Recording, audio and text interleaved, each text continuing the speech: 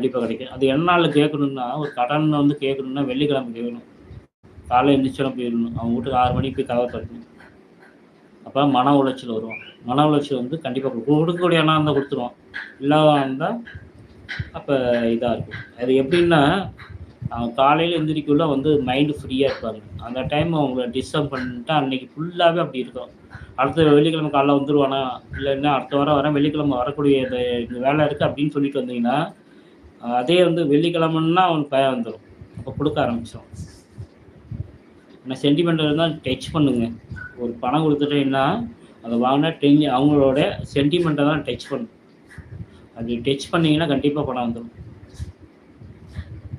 இது ஒரு ட்ரிக்கு. உளவியல் ட்ரிக்கு. காலைல போய் எழுதி போய் எந்திரிச்சு போய் அவங்கள போய் எழுப்பணும். அதனால எனக்கு 6 மணிக்கு எனக்கு ஃபோன் பண்ணிறாதீங்க.